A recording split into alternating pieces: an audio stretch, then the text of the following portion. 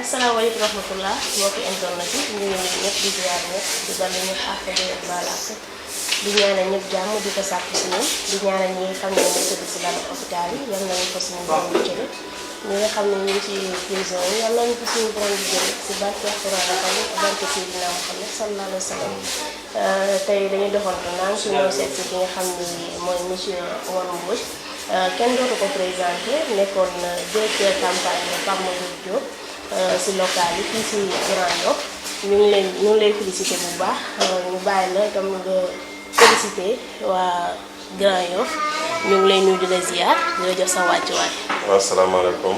maa ngi leen di fay di nuyu sa internet yi ñuy déglu di ñu seetaan waaw di remercier ak féliciter population Grand Yoff yi nga xamante ne janvier ak léegi jox nañ confiance 2 fois suñu groupe politique Yewwi Askan Wi benn bi ci élection locale yi consacré par Madiop maire de Grand Yoff au suffrage universel avec plus de 14 000 voix. Ensuite Yewwi Askan Wi amaat 23 000 et quelques voix ci élection législative yi ñu jógee le 31 juillet passé voilà. monsieur Omar Mbodj ñëwoon nañu si li nga xam ne mooy seen porte à porte yi ngeen di def. sa gars yi neewoon ni ngeen gagné le 31 ngeen duul baaraam ngeen am forte kii résultat seen kii ngeen am kii la kii bi ngeen am la wala. bàyyi la xam nga Grand Yoff c'est une commune particulière quoi. C'est la base politique de Khalifa Sall qui a une dimension nationale. te Sénégal ni mu bindoo fu mu nekk nii boo bëggee nekk leader national da ngay am base fi nga dëkk quoi da ngay am répondant bu baax fi nga dëkk quoi. te booy xool Grand Yoff commune la nii mais commune bu am doole ay département la quoi ndax département yi joxe 23 000 voix bëriwul am na département yu mag ci biir réew mi yoo xamante ne am nañ ay député du fait n'est-ce pas du système de vote te Grand Yoff moo leen ëpp nit fuuf quoi. donc fii Grand Yoff base bi c'est taxawu Dakar Dakar son leader c'est Khalifa Sall qui a été 2 fois maire de Dakar qui a été plusieurs fois député et ministre du Sénégal mu dëkk fii Grand Yoff ba pare mu allié wu ak ñi nga xamante ne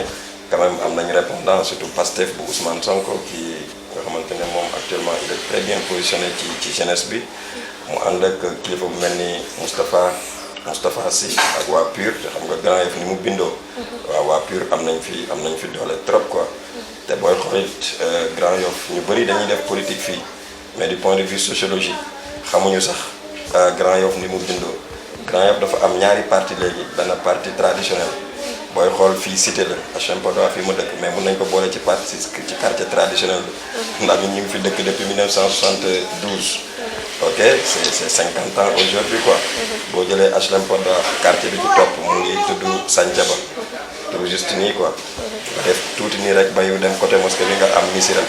nga traversé tali bi nga am Jidde yi nga dépassé Jidde yi n'est-ce pas ñu am ay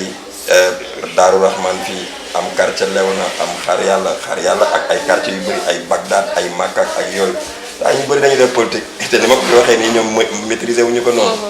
keroog bi ma nekkee fii ci centre bi man maa nekkoon mandataire centre HLM Padois benn centre la bu am importance parce que dafa nekk benn mix sociologique moo am benn cité nii am ñuy voté cité millénaire ñu dëkk cité millénaire di voté fii am ñu dëkk Santhiaba di voté fii HLM Padois nag moo fi ëpp ñuy voté mu am tam ñuy jógee Missirah di voté fii donc du coup boo gañee centre bi rek da ngay am idée ci élection bi da boo amee résultat centre bi da ngay am idée ci résultat bi ni muy demee dans le quartier traditionnel en général. moo tax keroog bi benn bureau génnee rek man maa jël responsabilité sax woo ma jóg ndax man marketing laa jàng di ko jàngale après mes cours études d'économie ñun yooyu dañ ciy am xam-xam tuuti rek quoi benn bureau dafa génn après mooy sur tendance mooy bi ñuy def dépouillement yi affaire bi ni muy ñëwee ma woo ko nekkoon na seen xel dal de manière irréversible on va gagner dans tous les centres de Grand Yoff quoi te loolu sax moom nekkul surprise carrément quoi même local yi xumboon na bëri yoon na candidat waxoon naa leen ko quoi c'est que doole tolloowul c'est que ñu dañu am appareil politique bu am doole te tant que ñi ko composé ñu ngi nekk am benn kàddu pour jëlee affaire yi ci suñu loxo du yomb noonu de c'est pas demain la veille quoi waaw c'est pas demain mais demoon nañu si porte à porte bennoo yi ñu ne ñu dañuy dispersé woon loolu dispersé woon lu wonni na waaw te taxul gañewaat ngeen waaw xam nga ñun boo defee étude résultat bi kese dañoo doublé woon seen voix ñoom ay 7000 et quelques voix la ñu amoon ñu ñoom 14000 ñoom dafa am ku tudd Adama Faye si ñoom la bokk wala nag bokkul ci ñoom dafa amoon listam moom moo ñu xawoon sonal tuuti xaar yàlla parce que la différence de voix c'était de 300 et quelques voix dépassé woon na 2000 ñun romboon nañ 2000 yi quoi mais à part xaar yàlla ça veut dire que partout la différence était trop criarde entre nous et le principal candidat de l'opposition, c'était l'opposition locale ici, Cheikh Bakhoum quoi. Ok, il n'y avait pas photo. Ok, bon, HLM Padoua, on les avait écrasés. Les centres de vote du foyer, on en a fait autant. Bon, les HLM Grand, c'était presque la même forme, le résultat à mon quoi. Ok, les gens, quand modèle ci ñom, Mora Cissé modèle ci ñom. Ak ñeneen ñëpp quoi ñi nga xamante ne ñu doon gravité autour de Mora Cissé ak kan parce que Kébé bi amoon liste àndoon na ak ay ñoom Babacar Ndaw mais ñoom Babacar Ndaw nekkuñ ci logique boobu quoi moom il a changé même entre temps jugee gëm sa bopp dem fële nu mu tuuti au niveau de bokk gis-gis ok te boo xoolee liste yi nu mu composé woon fii y avait naataange y avait ay naataange malgré que naataange sax amoon na un candidat ici boo xam ne mu ngi def fii rek ci koñ bi booy xool seen suffrage ça dépasse pas 51 voix 51 voix c'est 5 familles rek yoo xamante ne dafa 10 cartes génne nga am loolu quoi mais à part ça nga ñëw nga étudier bureau par bureau la tendance c'est entre 180 jusqu'à 190 voix en faveur de Yewwi Askan Wi ñoom ñuy am une trentaine wala une quarantaine de voix maximum 50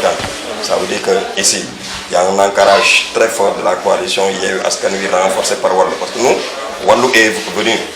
n'est-ce pas vers nous mais une bonne partie toutes les partis de Pastef même bi yoon dañ ñëw su fekkee que ci local yi Pastef dafa am ñenn ñu ànd ak ñun ñenn ñu ànd ak Boubacar Camara léegi boo gisee Boubacar Camara dafa ñëw ci Wallu bi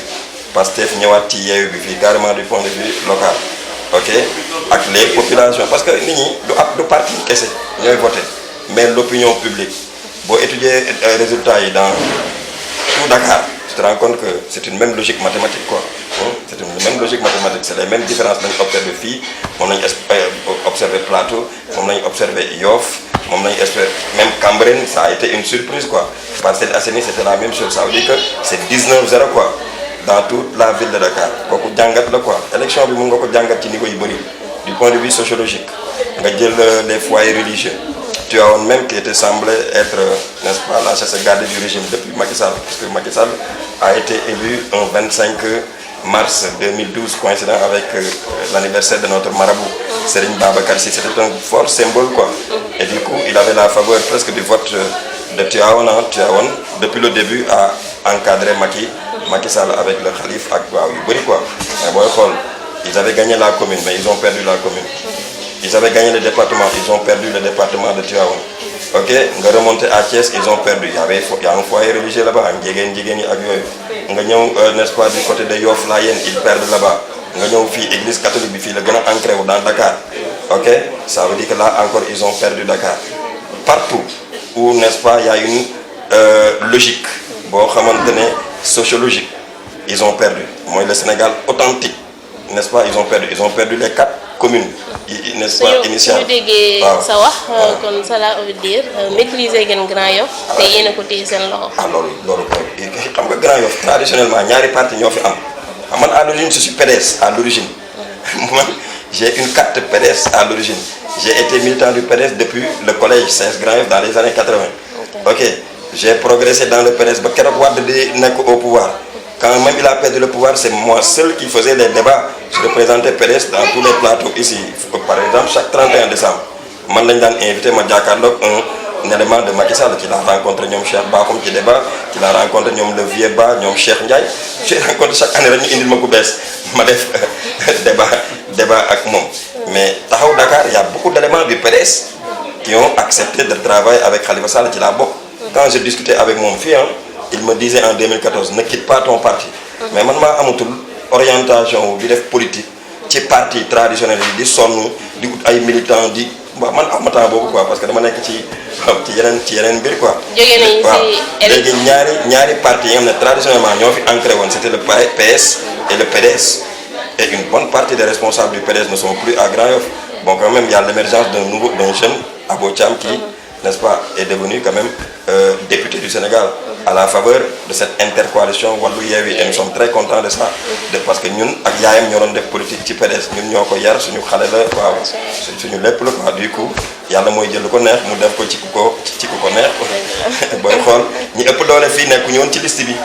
du côté de Yewwi parce que c'est Khalifa Sall qui en a décidé comme ça et on a accepté bon malgré qu'au départ on n'était pas du tout d'accord parce que nous on pensait que ak li ñu am ci élection locale bi kenn ci ñun en l'occurrence le maire pourquoi pas waroon na mën a nekk man waxuma sama bopp parce que j'ai pas déposé mes papiers pour être candidat waaw j'avais même proposé au maire pourquoi pas d'installer notre maire à l'Assemblée nationale parce qu'il méritait ça waaw il méritait ça mais yàlla moo def loolu il est premier suppléant sur la liste départementale peut-être loolu moo gën ci moom jóge nañu ci élection législative yi population bi voté massivement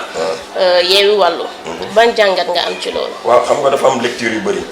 parce que lecture bi gën a simpliste mooy nga compter en nombre de députés en nombre en termes de députés te système bi ñuy voté Sénégal ci législative démocratique dans le sens où tey boo jëlee Médina Yoro Foulah en tant que département Grand Yoff ko gën a populaire mais ku gagné foofu am fa benn député tu comprends ça ñun Grand Yoff dañuy voté 23 000 voix te kenn ci ñun mënul nekk député directement parce que ñu ngi ñu dugal ci biir département Dakar mais noonu la demee quoi léegi système vote Sénégal xam nga c'est le système du raw gàddu ça veut dire que une minorité peut engranger la totalité des députés dans un département kooku dañ ko war a xoolaat quoi war nañ mën a convoquer un second tour comme ce qui se passe en France ba amul majorité absolue mais ñu convoqué waat 15 jours après gars yi voté nga xam ne député bi day am légitimité dañ ko mën a woowee honorable député parce que fii député yi fi am député wu ay coalition lañ ak député président benn coalition mooy dajee jël ay nit ñu def leen n'est-ce pas nit ñi amuñu mérite quoi même à la base les gens ne s'expriment pas ok ça veut dire que légitimité bi quand même des na tuuti quoi léegi étude bi gën a yomb mooy nga ne Macky Sall am na Benno Bokk Yaakaar am na 82 nga ne Yewwi Wallu intercoalition bi am nañ 80 nga ne Pape Diop am na benn Pape Djibril Fall am na benn Aar am na benn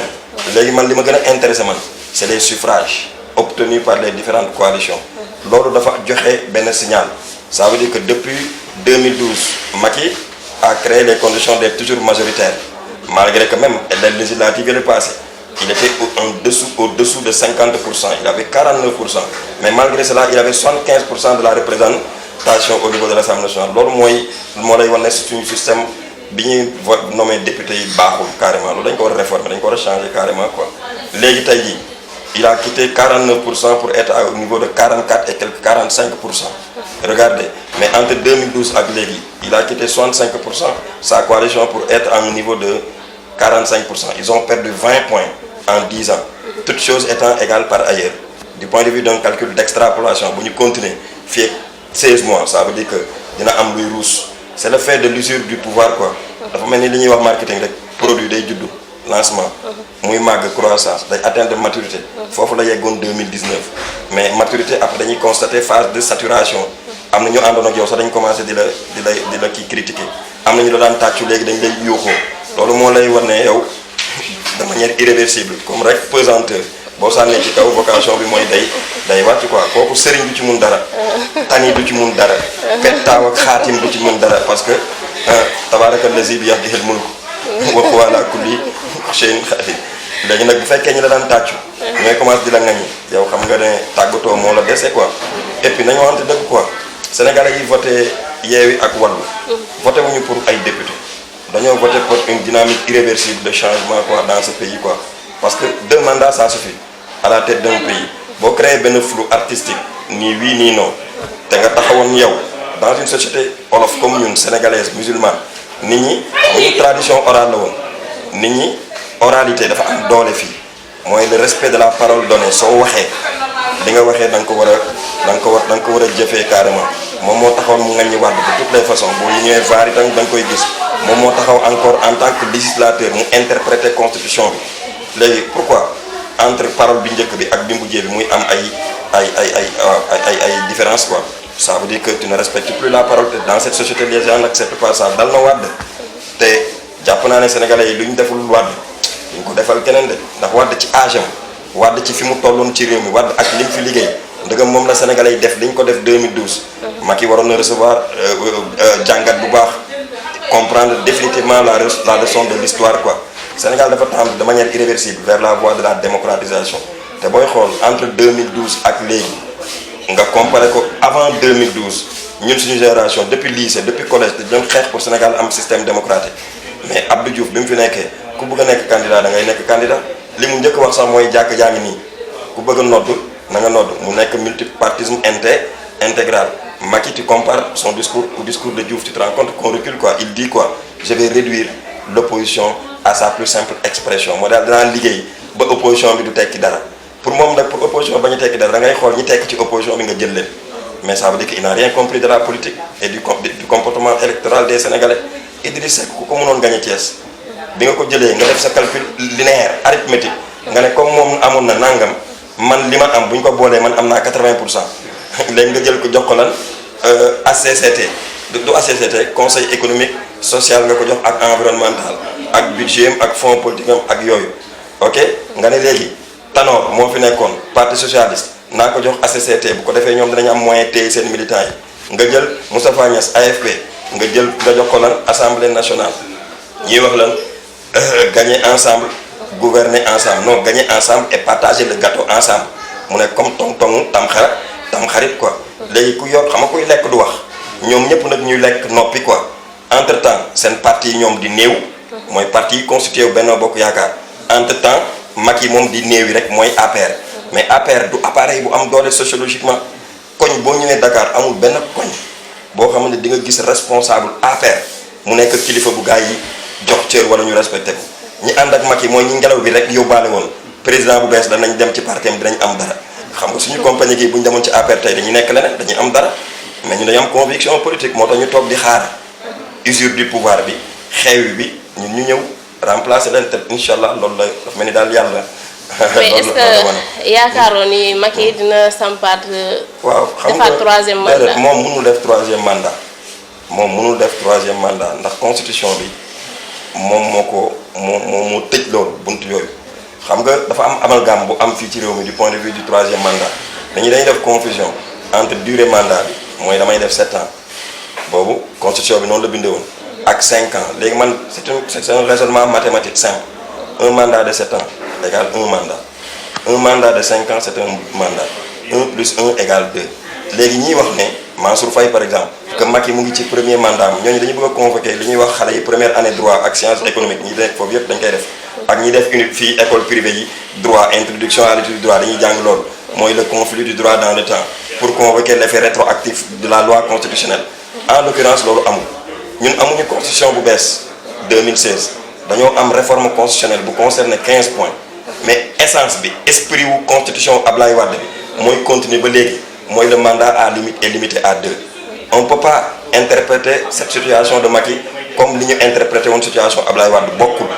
Ablaye Wade dañ ko fal ci empire constitution moom de 1963 boobu les mandats n'étaient pas limités moom mu ñëw mu créé constitution bu bees moom moo limité mandat bi à 2 léegi juristes yi wax ne foofu am na problème interprétation quelle est la loi qui a vocation à s'appliquer entre la loi nouvelle et la loi ancienne en l'occurrence il y a une solution de principe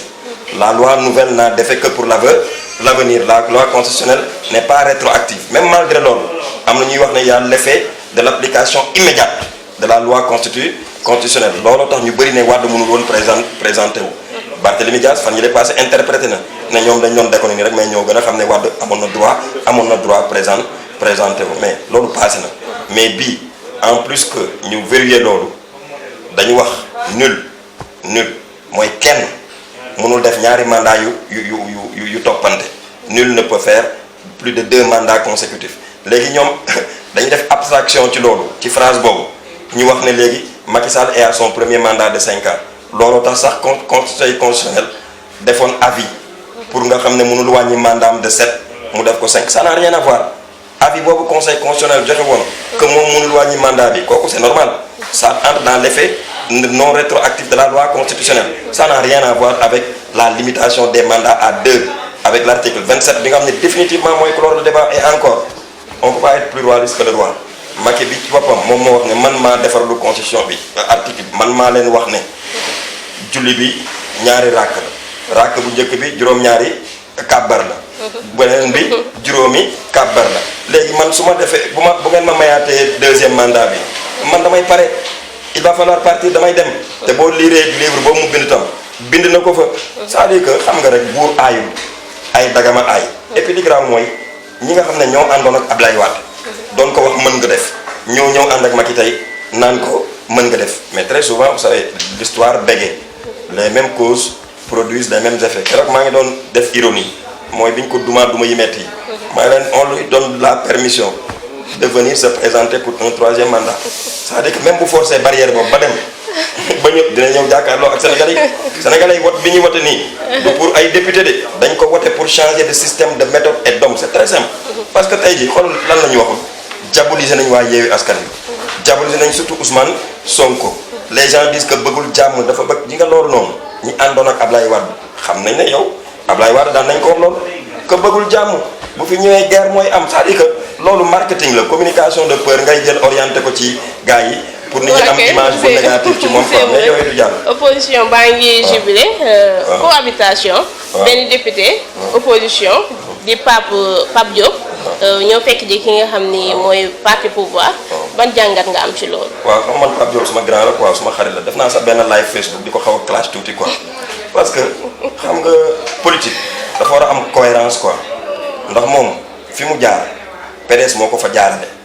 li mu am ci politique ci nguuru Ablaye Wade la ko amee tey Ablaye Wade bu demee tey ba am taxawaay bu radical bi ànd ak ñoom Ousmane Sonko bi nga xam ne ñoom ñoo doon wax anti système parce que politique ay dynamique la quoi day jékki-jékki li ñu doon wax daaw dootul valable quoi leneen mooy taxaw contexte quoi contexte bi dama dégg Pape Diop mu def benn analyse bu biaisé quoi mu ne woy ñu ne man ma ànd ak peuple bi jox Macky Sall 82 voix kooku moom noonu la bëggee interpréter résultat élection yi mais man dama koy interpréter neneen peuple bi jox intercoalition bi beaucoup plus de voix que Benno Bokk Yaakaar kon kay tey bu fekkoon ci niveau boobu kese la moom c'était beaucoup plus facile mu ñëw ci intercoalition bi que mu dem ci Macky et encore moom moo wax ci campagne bi que opposition la bokk moom dem na ba clash waa wàllu naan ci liste wàllu bi am na ñoo xam ne ay candidat Macky Sall lañ vidéo bi mu ngi viral mu ngi gars yi ñu ngi koy partagé ci internet bi quoi c'est-à-dire que man bëgg naa daal gars yi di convoquer cohérence dans leur prise de décision que li ngay wax daaw vraiment mu dëppoo ak li ngay wax déwén incha allah quoi man de politique bu demee ba li ma doon wax man ci boppam sama conscience n'est-ce pas di constater maa ngi koy renier man nag xam nga mbuuj laa sant quoi soo moot sama deret lay xaru quoi ok da ngay rus sax léegi quoi parce que sa doom yi dañuy seetaan benn waaye tey mu wax benn affaire le lendemain mu wax exactement le contraire léegi nit ñi dootuñu wóolu kenn dañ naan politiciens yëpp ñoo yem te ci politiciens yi nag am na ci ay taalibe Tidiane ay taalibe Bamba ñuy wér de salaatu fatiha ñuy dóor ay jaar bi comment am na ñu am ay valeur am na ñu am jom am na ñoo xam ne kenn mënu leen jënd man sama làmmiñ bu rëy bi mënoon naa dem ànd ak Macky Sall di ko waxal yu baax di ko defal yu baax am ci 4-4 yi ak 8-8 yi mais affaire yi day changé opposition bi day metti tey suba nga nekk au pouvoir alxuraan wax na ko fa innamal usri yusran innamal usri yusran difficulté boo gis bànneex ci nekk man na dama taamu opposition quoi moo tax ça me dérange pas ñun dañu nekk xale ànd ak Ablaye Wade opposition bu radical man moo naa def comme ça moo demee autant dañ ma daan ñëw fii Mamadou Diop fii ci kër gi ñu bëri fii ne man ñëw kaa ñu jox la bourse kaa ñu def la lii même Khalifa Sall il a fallu que mu ñëw ci logique bu radicalisation pour ma ànd ak moom man bu àndoon ak Macky du ma ànd ak moom man opposition daf ma neex quoi wax na ma trop quoi. monsieur Mbodj ci sa xalaat lan mooy doon ëllëgu opposition bi. si assemblée ndax ku xam Macky Sall. xam ko si wàllu si débauchage. maanaam mu débauché yeneen député. waaw ci nga fu mu nekk nii man nag dama bokk ci ñoo xamante ni bi ma voté 31 juillet ba rapport de force bi établir ko désormais Yewwi ak Wallu ñoo ëpp doole Benno Bokk Yaakaar c'est une révolution quoi c'est-à-dire que antidote Benno Bokk Yaakaar trouvé nañ ko. mooy intercoalition Yewwi Wallu dans une élection présidentielle da ngay def perspective comment ça va se présenter un bon candidat de Yewwi un bon candidat de Wallu peuvent créer les conditions de convoquer un second tour quel que soit le candidat de Benno Bokk Yaakaar en présence man focus laa def ci foofu quoi xam nga tey jii ku nangu ñu jënd la ci assemblée nationale bi sa responsabilité la par rapport à l'histoire va retenir de ce qui est en train de se passer là c'est une révolution démocratique c'est-à-dire que pour la première fois il y a eu une ingénierie politique terrible qui a créé les conditions d'une résistance populaire xoolal saa yu marché ñu interdit ko nit dee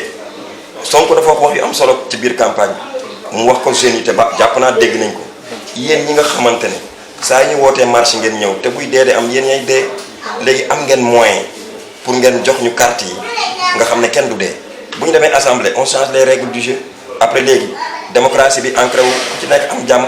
message boobu pour man jàll na parce que les Sénégalais se sont mobilisés malgré que le faible taux de participation 46%. parce que tam war nañu interroger fichier électoral est-ce que fichier bi baax na quoi est-ce que parce que man secteur bi ñi ma xam yëpp dañuy génn voter ñun ñi xam yëpp dañuy génn voter parce que dañuy liggéey ñun ci yooyu mais tu te rends compte que chaque fois dañ la naan 46 ñoo voté 50 est-ce que affaire bi amul benn maqus daal boo xamante ne yenn saa yi rek bu ñu jaaxlee comme Fouta rek ñu yokk fa quelques affaires foofu noonu rek ah parce que li xew tey élection yi bon ñun dañ def ay statistiques ak yooyu boo jàngee yooyu noonu dafa am lu ñu lay woy di wax statistique mooy les valeurs suspectes mooy Dakar ba Fongolimbi voté d'une certaine façon ñu ñëw Fouta ak Matam rek mu changé radicalement dañuy mel ni dañuy wax ne sa mbokk yi yow ñoom daal xajoo ñu ak yeneen Sénégalais quoi mais amul benn parti wu Sénégal bu nit di war am élection 90% des inscrits parce que ci mais am na ñoo xam ne ils sont même pas en âge de voter ak yooyu mën nga am 70% 60%. ok ñu comprendre quoi mais 80 n'est-ce pas 10% Fouta Matam après Farba Ngom génn def conférence de presse di justifier non on sait ce qui s'est passé quoi. c'est-à-dire que boo xoolee tendance yi ci guddi élection bi da ngay xam ne gars yi dem nañ ndox ba mais bu ñu yeewoo le matin rek tendance yi di changé waat quoi nga xam ne am na lu ñu ci dugal lu bokkul ci élection bi ay PV la ñuy fabriquer rek def ay kii parce que opposition bi soo leen def ils ont refusé d'aller au niveau du conseil constitutionnel mais conseil constitutionnel bu fekkoon ñoom li ñu doon mat nañ ko dañuy démissionner ndax loolu la ñuy wax en droit suspicion légitime bu demee ba yow ñi nga war a àtte ñoom wóolatuñ la mais yow ku nit ñi wóolatul waratoo wóolu sa bopp yow et puis il s'est passé quelque chose dans ce pays avec maître Babacar Seye boo xam ne ba léegi sax leerul kenn xamul nu mu demee ok mais est-ce que war nañ vivre situation yooyu quoi chaque fois que léegi dossier war a dem conseil constitutionnel sénégalais yi ne y a rien à espérer parce que tam réew mi dafa am nu mu bindoo fan yi da ngay liggéey ba war a retraité ñu retenir la est-ce que comprends nga war def demande pour les maisons conventionnelles là tu comprends yow pour léegi nga approprier ko moom ko ku lay jox kuy joxe décision boobu c'est le président de la république boo demee ci Sénat xoolal Sénat góor googu moom it léegi moo am 80 mu ngi tudd xaw ma lan Doudou Ndir lébu sax daan am jom comprends lébu war am na yëfu triant yoo xam ne lébu man sax yaay lébu la quoi moo tax may wax ñun am na yoo xam ne xajuñ ci quoi mais il est à la retraite depuis très longtemps pourquoi duñ ko changer mais foo dem Badio Camara regardez moom it n'est-ce pas qu'il doit être à la retraite mais partout ay fonctionnaires à la retraite rek lañ teg ci ay positions boo demee ITA tu connais ITA industrie de technologie alimentaire góor gu fa nekk il a plus de 70 ans nekk directeur xamatul sax lu xew mënutul yëngal dara kooku xool ba léegi moo nekk non mais Macky Sall quand même xale yaa ngi fi jàng ba yëy kayit mais na jël xale yi moom xale la na jël xale yi ñu gérer moom li des quoi li des li ko dese sax moom. monsieur Mbodj ñu bëri nee nañu demu Pape Diop bi. Sonko amaat na dëgg. si sa xalaat lan mooy doon ëllëgu Pape Diop si politique. Pape Diop moom xam na ne amul ëllëg c'est-à-dire lenn rek moo mun a am kenn falu am lu mu ko dénk quoi comme ni ñu defoon Moustapha Niasse mais am na ñoo xamante ne li yóbbu Ablaye Wade du leen fi bàyyi xam nga boo nekkee ci nguuru Ablaye Wade au plus haut niveau de responsabilité nga jiite assemblée nationale à la limite ba pare ñu wax la am na benn instant ñu Macky Sall moo tax moom mu jógee assemblée nationale dem Sénat du point de vue de la confiance Ablaye Wade def Sénat nekk deuxième chambre bi mu nekk la deuxième personnalité de l'État c'est-à-dire que bu Sénat doon daje ak assemblée nationale loolu la ñuy woowee congrès bi moom moo koy présider xam nga kon moom il a été au plus haut niveau de responsabilité en cas de vacance du pouvoir même il remplaçait le président du Sénégal waa léegi kooku bu nekkoon ci parti bu am doole boobu ba war a nekk incarné position boobu léegi nga dem élection tey non quotient national bi ay 61 000 voix la ah yow nga dem ba am ñaata ay 40 et quelques mille voix wala 30 000 yoo xam nga ay fort reste moo la fal est-ce que comprendre mais fort reste ku mu fal man tey jii bu ma defoon sama liste man damay am fort reste te sama étudiants yi dañ may votel waa bii ma nekk nii dañ may votel sama mbokku lébu yi ak waale dañ may votel bu ñu dajalee loolu damay am ay 1 ak 2 ci yeneen kii secteur bi ma am fi ay 600 ay 800 mais comme damay nekk député assemblée nationale man sax dinaa am avenir ndax samay at a tax mais dama at yoo xam ne boo ko amee nga jógee de 40 ñëw ba 1 nga xam ne sëñ bi ah li fi yóbbu Moustapha Niasse xam Moustapha Niasse nee na bàyyi lu ma ne bàyyiwul politique moo ko bàyyi lan moo ko deseeti du dem retraite ah yore course bi ak sa jaada ñaanal xale yi attention Wade dafa newoon moom bii dem dafa bëgg a yóbbaale génération mais Macky moo indiwaat génération Wade xam nga bi mu faloo bu jëloon il fallait allié wu ak Khalifa Sall moo gënoon cohérent allié wu ak ak Moustapha Niass ne Khalifa Sall yaay maire de Dakar man defuma la ko population yi ñoo ko def te ñun ñoo bokk Benno Bokk Yaakaar teel ma Dakar bu baax kon Khalifa Sall dina ko delloo ngor boobu du fi nekk après naan day bëgg a nekk président du Sénégal. ci sa xalaat daal kon Pape Diop amul ëllëgu politique. moom yooyu xam nga fu ma ne ni avenir Sénégal xam ngeen fu mu nekk. avenir Sénégal ay xale la yu xarañ ndeysaan xam nga ñoom Déthié Fall yooyu. ñoom Cheikh Tidiane Youm yooyu. ñoom docteur Cheikh Tidiane Dièye. mais ñoom ñooy avenir Sénégal ak ñoom Ousmane Sonko ak ñoom Barthélémy Dias même Khalifa Sall day gunge gars yi rek il ferait nag un très bon président de transition Khalifa Sall il ferait un très bon président de transition parce que tey na c'est un homme d'état am na culture état bi et puis am na xarañte ci gestion am na expérience te fi réew mi toll war na bokk ci ñi ko mën a corriger quoi. je pense que bu ñu libéré candidature am waaw yaakaar mën na am foofu quoi mais même moom nekkatu fi ci délai de temps bu gudd quoi parce que y a des limites quand même biologique quoi mais ay Pape Diop ak ñeneen ñi ñoom Moustapha Niass ak ñoom Aminata Mbengue Ndiaye ak ñan ñooñu noonu Moustapha Cissé Lo mais ñooñu kay seen avenir c'est conjugué au passé quoi. monsieur Mbodj 2024 soreetul. waaw député PS yi yu nekk ci biir Benno Bokk Yaakaar ñu génn xalaat nga ñu génn ñëw ci opposition ndax déggoon nañu PS nee na dina am candidat 2024. Khalifa Sall mooy nekk seen candidat ñoom bu Khalifa Sall nekkul seen candidat kan moo fa am crédibilité nekk candidat foofu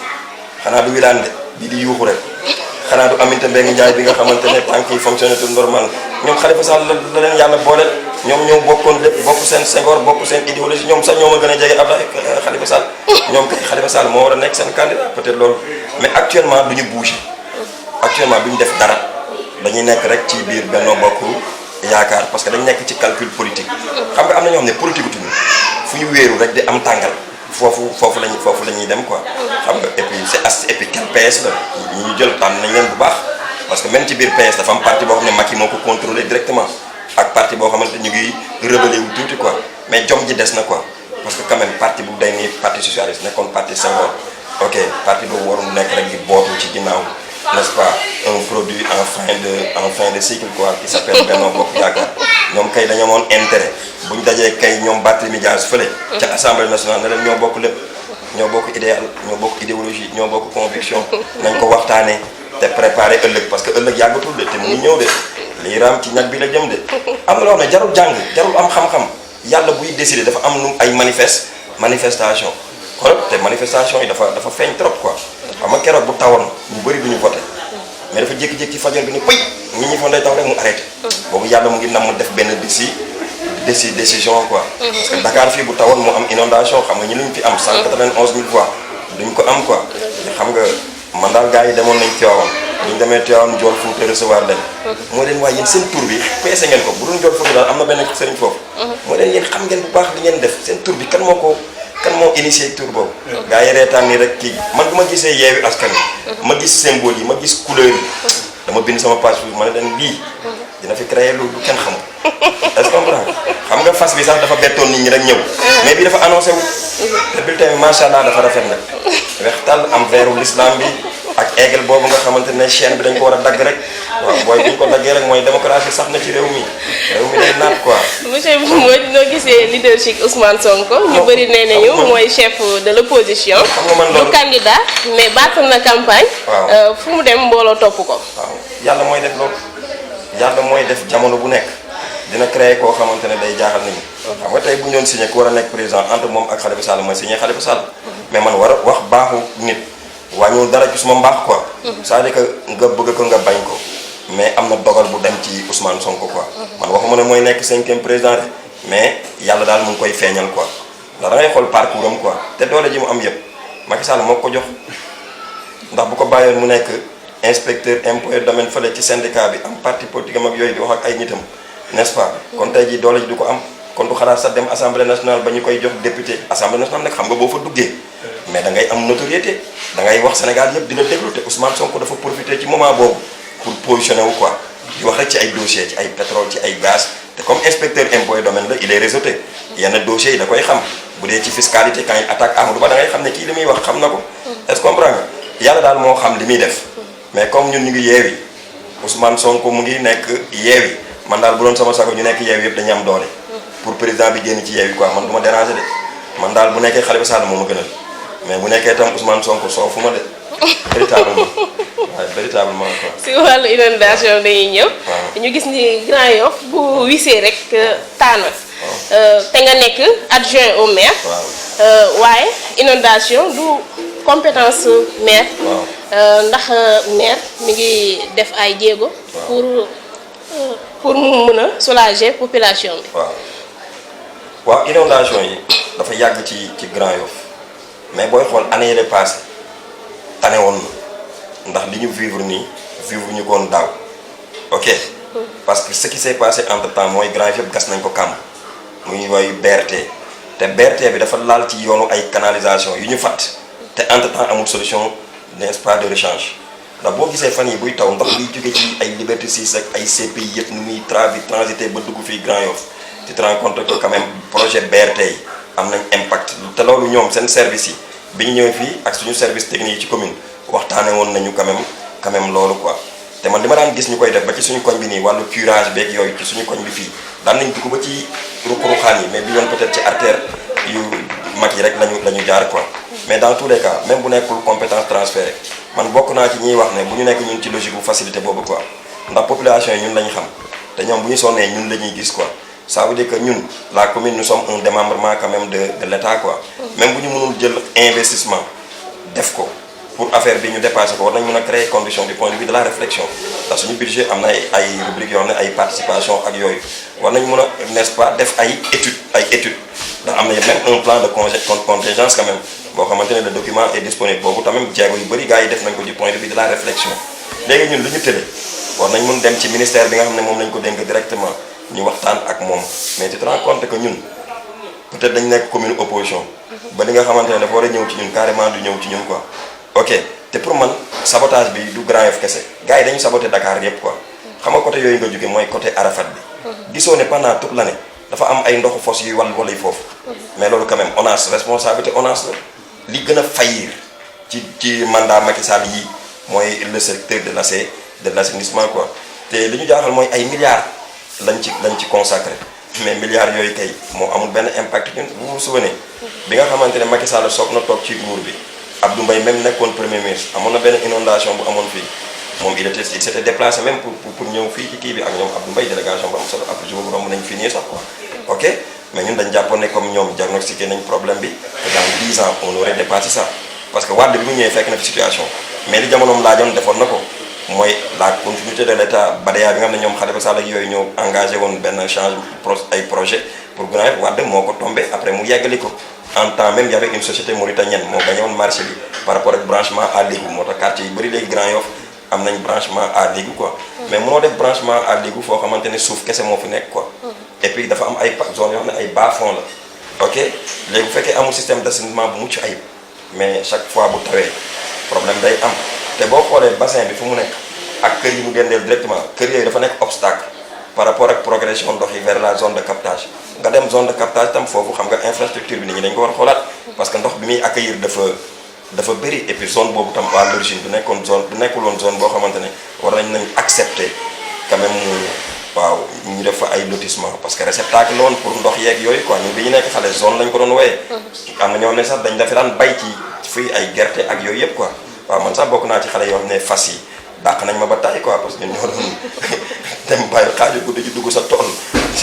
jël fa gerte xaw a daw yooyu parce que suñu mbokk waalo yi ñoo ko doon béy ak yooyu quoi sax ñun suñu enfance yëpp ci fii lañ ko def fii ba jusqu'à du côté de Mariste ay àll la woon ak yooyu quoi Dakar lañ war a defaat aménagement bu bees Dakar amatul espace vert Dakar mais war na am sax benn forêt n'est-ce pas urbain boo xamante ne du béton rek ak fer mais tout Dakar est construit en béton en fer ak yooyu quoi ñun respiré wuñu te ndox tam dafa am yoonam te du bàyyi yoonam ok léegi quand même BRT bi jaar na fi am na ay canaux yu bëri fatt nañ ko ñoo am nañ obligation quand même li ñu fattoon fottali ko parce que bu tawaatee jamono ji population yi dinañ sonn trop quoi ay kër day daanu parce que tam loolu tam war nañ ko xoolaat am na kër yu bëri tam dafa am menace de ruine dal yi presque day menacé daanu ça fait quelques années ñu ngi ciy liggéey préfet defoon na ay arrêté ak yëpp pour gars yi gëstu koog yooyu quoi mais ñoom ñoo war a rapproché wu quand même de la mairie pour mairie jël yenn décision parce que depuis un certain temps on constate que chaque fois bu tawee dina am ay dal yu daanu ak yooyu quoi loolu war nañ ko xalaat quoi mais assainissement bi moom du compétence transférée d'une part mais am na loo xam ne ñun ñoo ko war a def mooy curage ak yooyu te ñun ñu ngi koy def chaque année mais y a des infrastructures quand même yu ñu war a installer dans les quartiers comme Grand Yoff population yi ñu soulager leen quoi et on peut pas faire des omelettes quand même sans casser des œufs nañ ko xool rek bu wóoree ne fii nii ñi fi nekk c'est pas viable que chaque fois bu ñëwee c'est la même chose même ñoom loolu arrangé wu leen Sénégal ci moom moo war a changer nit ñi dañu war a jàpp ne ñëpp mënuñu ko nit di dëkk quand même Dakar fii kese quoi de plus en plus war nañu mën a déplacer le centre du pays vers autre pas Diamniadio c'est trop ça a été l'échec de Macky Sall c'était un projet initial de Wade xam ne du point de vue impact environnemental ak proximité avec Dakar li mu soxla du ko am en tant que pôle urbain ok mu ngi doon wax sax Lompoul ñu ngi doon wax sax du côté du Kajoor ak affaire yooyu mais pourquoi pas Kaolack c'est-à-dire dafa war a am une réflexion globale du point de vue de l'aménagement du territoire mais 70% de la population mënuñu dëkk Dakar rek une petite superficie quoi loolu tam c'est pas viable quoi ok dëkk day changer Paris ni mu mel nii ma ne woon c'est une zone marécageuse mais au fur et à mesure aujourd'hui on se rend compte que Paris maintenant est devenu séculaire parce que tout simplement il y a eu beaucoup de changements ak nañ fa lu bëri defaraat c'est comme ça qu'un pays avance. opposition bi nee nañ du ñu bokk ci élection HCT. waaw ban jàngat nga am ci loolu. wax nañu dëgg mais dans la vie il faut être cohérent Macky Sall moo jógee voyage mu taw bu metti inondation am Pape Diop moo nekkoon président Sénat xaaral ma fàttali loolu sax Pape Diop Macky Sall convoqué na ko damay tas Sénat parce que c'est budgétivore xaalis dañ koy jël dugal ko ci inondation n'est-ce pas mais Sénat moo ëppoon répondant à CCT Sénat bi mu amoon ak ni ko Wade constitution defoon moo ëppoon doole du point de vue démocratique moom da doon mottali carrément suñuy institution mais moom moo ko moo ko tas te au départ aussi Wade moo tasoon Sénat bële ok tu te rappelles kii moo fa nekkoon le vieux là de Kaolack Diack waay Wade tam tas ko ba pare quelque temps après moom mu indi ko après Macky Sall tas ko pour des raisons d'inondation créé loo xamante ne HCT kenn xamul lu mu doon du rapport du dara lu nit ñi gis ça veut dire que amul benn impact man de mosuma ñëw sax ñu ñëw Grand Yoff fii une commune importante gëstu ñun amuñu représentant HCT si am nañ sax ku dëkk fii on a maître Seye c'est le vice-président de l'HCT mais ñun ñi nekk ci collectivité locale bi pendant tout le temps ñun sentiruñu quand même HCT quoi et puis c'est budgétivore quoi xaalis boobu war nañ ko def ci hôpitaux yi war nañ ko def ci jàng bi war nañ ko def ci yeneen affaire quoi yooyu moo ñu ëppal njëriñ carrément quoi ok man dama ci d'accord carrément parce que sinon dañuy ñëw fii rek gars yi commencé waat xëccoo ñu naan way Omar Mbodj moo war a nekk candidat keneen na non man gars yi di xëccuwaat ñun daf ñuy gën a sonnoon rek quoi ñun daal nañ def abstraction ci yooyu focus li ñu intéressé daal mooy fauteuil fauteuil bi nga xam ne mooy signé décret yi bi ñu ko jotee mën nañ changer réew mi quoi waaw. buntu police Grand Yoff. booy jëm côté marché bi ay at mii nii bu tawee rek day taa ñu doo fa mun jaar. est-ce que jotul ngeen ut ci solution. waaw foofu xam nga tali boobu dafa nekk ci responsabilité état bi AGEROUTE solution bi fa maire amoon mu jóg mooy grille avaloir pour ndox bi mun a infiltrer wu dem ils n'ont même pas voulu décerner l'autorisation pour def loolu grille avaloir moom lañ bëggoon def tam ici mooy ci point d'eau bi fii nekk ci wetu station Shell bi quoi mais erreur la quoi nga ne bu tawee kese foofu même bu tawul loolu lay am parce que ndox bu bon mooy nekk foofu c'est un problème d'assainissement kooku c'est l'ONAS les services de l'État ak la commune quand ñoo war a créer condition proposer fa benn schéma quoi pour nit parce que dafa am conséquence ci même état wu tali bi ndax dañuy defar tali bi quelque temps ndox bi yàqaat ko quoi te xam nga defar tali dafa metti quoi les coûts sont assez onéreux quoi ok mais c'est un problème d'assainissement c'est pas lié aux eaux pluviales ok et puis tam am na un mauvais comportement da ngay gis ñu nekk foofu ci wetu marché bi dañuy ibbi seen tuyaux yi seen fosse yi muy wal-wali rek di traverser tali bi loolu tam baaxul ci riverains yi nekk foofu ak ñiy jaay ak ñiy lekk foofu yooyu quoi loolu moom dañ ko wax dafa yàq carrément image Grand te ñun projet phare bi ñu gën a am du point de vue pavage mooy da nga war a toll Liberté 6 seen HLM Patte d'Oie fii foofu yëpp leer nañu quoi mais mënuñu ko def ci conditions yi quoi il faut que l'État nous accompagne quoi parce que tali boobu responsabilité am la ak tali bi jógee suñu secteur bi dem ba fële ci gendarmerie bi quoi responsabilité État. ok monsieur Mbodj ñu bàyyi la nga wax sa mot de la fin. nga tàggatoo. waaw mot de la fin bi di sant di gërëm waa Grand Yoff trop quoi vraiment ñun am nañu benn reconnaissance boo xamante ne am na commencement mais amul fin quoi man boo xoolee sa campagne bi passée gisu leen ma lu bëri sax ci terrain bi quoi bokkoon naa rek man maa yoroon j'étais chargé de la stratégie quand même et de la communication mais bi ñu ñëwee sama secteur yi rek ak côté Modio laa dem pour jàppale ko tuuti dugg ci quelques kër après sama temps moo ma ko mayoon ak fin d'année bi jàngale beeg yooyu quoi bon ci réseaux sociaux yi laa gënoon nekk pour di communiquer ak nit ñi quoi mais nit ñi delloon nañu ko bu baax a baax quoi dañ leen waxoon jàpp nañ ko te li ñu bëggoon ci ñoom def nañ ko quoi mais di leen xamal ne buñ ko regretté fu ñu wokk foofaa xesan bu jotaa rek ñu jaaraa fa ak seen loxo c'est-à-dire en 2024 te jàpp naa ne incha allah 2024 ci kàttanu yàlla président bu bees pour bu sol lu weex tàll nga xam ne lu weex moo fi jëlee quand même lu ñuul kooku quoi incha allah voilà. waa kay monsieur Mbodj ñu ngi lay jaajëfal. merci aussi yéen it waaw ci déplacement bi man maa waroon déplacé vraiment mais yéen ngeen déplacé ba fii quoi joxuma leen sax ngeen naan ah joxuma leen ngeen lekk te loolu du sunna quoi peut-être maa ngeen dem jox leen ngeen naan quoi incha allah sant leen gërëm leen vous êtes nos partenaires merci beaucoup. waa kay monsieur Mbodj ñu ngi lay jaajëfal bu baax kàddu yi rafet na am na solo macha allah leeral yi am na solo ñu ngi lay ñaanal gudd fan ak wér ak sutura ak teraanga yàlla gën la avancé loo si barke alxuraan karim barke Seydina Muhammad sallallahu alayhi wa sallam maa ngi nuyu sama caméraman Assane Dramé di nuyu sama réalisateur sama papa général Ibrahima Badoua Dramé maa ngi sant sama yaay di ko gërëm di ñaanal sama waajur bu góor yàlla na ko suuf oyof si kawam di sant ñëpp di gërëm ñëpp suma limee juum di leen di jox di daje si beneen numéro si Badoua